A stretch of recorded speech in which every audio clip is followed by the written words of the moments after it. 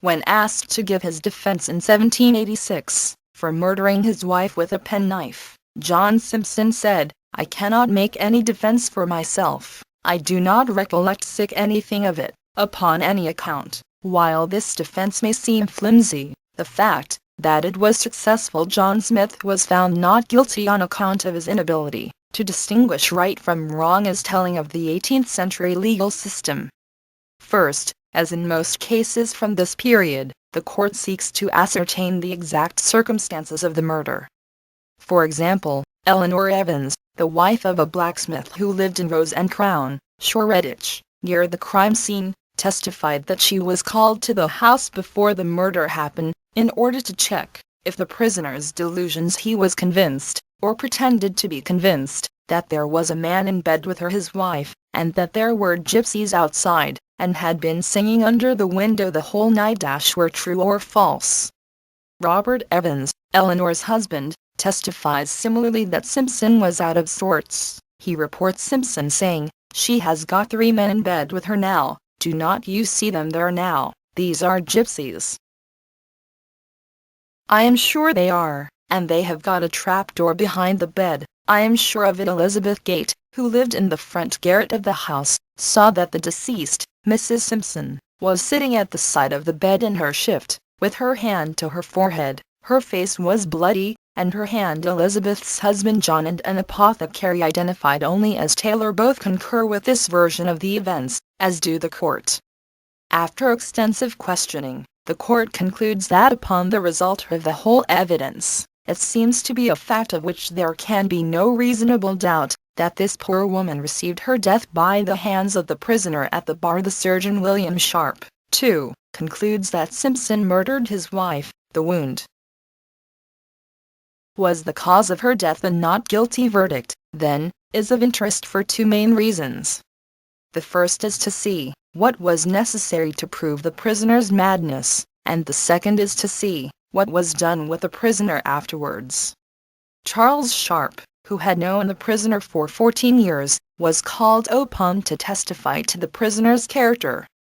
He tells an anecdote in which Simpson is sure that there is some ghoulish woman staring at him through the window.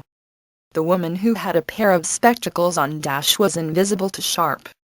This took place 14 years prior to the case, which is important, as when the court was addressing the jury they urged them to consider, if Simpson's madness was feigned, it is almost impossible that a man would deliberately form a scheme of destroying his wife, and conduct it both before, at, and after the act, with that astonishing regularity with which this madness of his seems to be managed. Robert Gall, a debtor at Legate Prison, tells a similar story, where the prisoner was sure there was gold lace where there was none.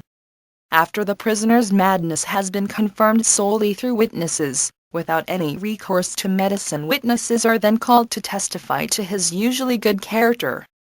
A slew of witnesses are called for this purpose. William Brown, who had known the prisoner for 16 years, says, "I never saw anything in his private character, but a humane man." Matthew Jutt, acquainted with Simpson for 12 years, says, "He is a good-natured man." Samuel Yardley, deputy keeper of New Prison, Clerkenwell, thought he was insane, according to all appearance in his behavior, but also a sensible man. Robert Stokes, who knew him for 13 years, took him to be a very good-natured, kind, benevolent man. These testimonies are all necessary to negate his actions. It has to be proved, in the best way that the 18th century legal system could, that the prisoner's character was normally good, as to ensure that he will no longer be a threat to society, and to prove that he is not guilty for a crime he committed while acting completely out of character. After the jury had decided to pardon Simpson, it was decided that he should be examined before the Lord Mayor, to affirm or contest the verdict, but no arrangements are made to take care of a man so evidently mad. The best the court can do is say that his friends will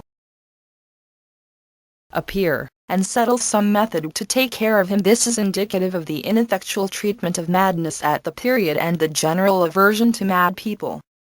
It was easier for the court to let a good man go than deal with a mad one.